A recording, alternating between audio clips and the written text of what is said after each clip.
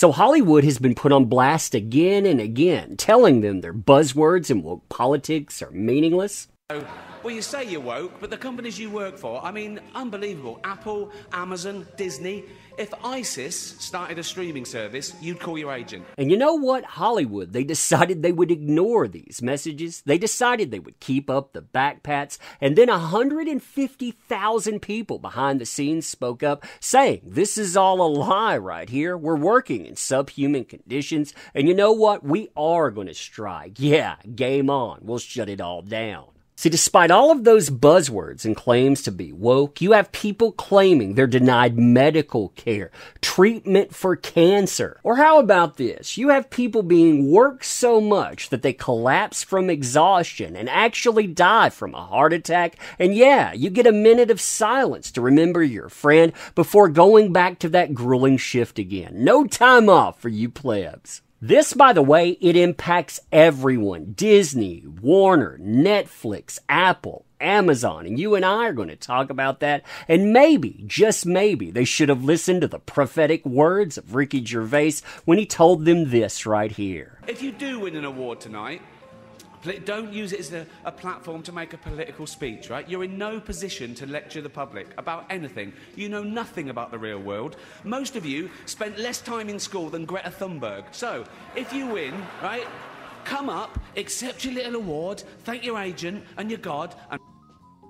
See, it's not just Hollywood, big corporations and networks being put on blast. Nope, those folks that are standing on that stage, they're being put on blast too. That idea of in solidarity and standing with us, just like the buzzwords and just like the woke politics, that's being called useless. You're not doing anything for us. In fact, that stuff, it's more insulting than anything else.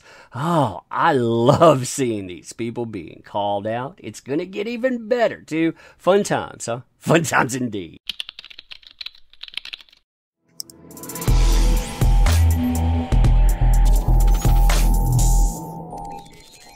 Hollywood, Hollywood, Hollywood. You never learn, do you? So hey there to all you fine folks on this fine day, by the way. I hope you are doing excellently. And if you really want to get a feel for how big this story is and its potential to shut down just about anything, look no further than Shill Media. See, despite the potential ramifications of what we're talking about here, you know, the idea that this could shut down the entirety of Hollywood, Shill Media would barely cover this a couple of weeks ago. See, the companies that run Shill Media are paid to keep their lights on, didn't want any coverage of this. Why would they? I mean, they're the ones that own these things. Of course they don't want to be insulted here, but now they can't ignore it. See, really drink this number in. I think that it's telling, and it tells you why you're getting articles on it. 98% of the people that voted on whether or not to strike overwhelmingly came out in support. 98 freaking percent.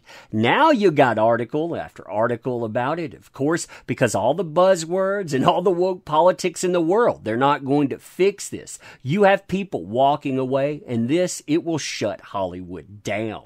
Now, what I absolutely love about this move, by the way, is it bypasses the networks and circumvents those celebrity talking heads. You know, the ones that we hear from all the time that love to give themselves backpats. And it takes their buzzwords and it says, yeah, do these things really exist? And if they did, by the way, well, do you think that this would be happening? Quote, over 98%, like we said before, 98% of people there, of eligible members from 36 locals, so you have 36 locals voting on this, voted to authorize a strike in a momentous contest for the union, which bargains on behalf of over 150,000 crew members internationally. And look at these positions here. You have cinematographers, you have operators, you have grips, editors, costumers, writing assistants, and so much more. Now, since these monsters are not lockstepping with Hollywood, well, they must want something crazy, right? Well, let's see what they have to say. Quote, the members have spoken loud and clear. This vote, it's about the quality of life as well as the health and safety of those who work in the film and television industry. Our people have basic human needs like time for meal breaks. How dare they want time to eat, right? Adequate sleep, You need to work and work and work and a weekend. Why would you want a weekend? Why would you want to spend time with your family? For those at the bottom of the pay scale, they deserve nothing less than a living wage. Now, that last complaint especially, it resonated with me. Why? Because we hear Hollywood all the time talking about living wages. We hear stars and starlets coming out in support of the idea of minimum wage increases and on. And yet behind the scenes, the very people that they're working with, well, this is the life that they live. Listen to this message here. LOL, my old boss who paid me $100 a day under the table, plus unwanted redacted meals, I'm sure that that's profanity there, for full-time assistant work, just reshared your post about assistants making so little money that they have to sell plasma.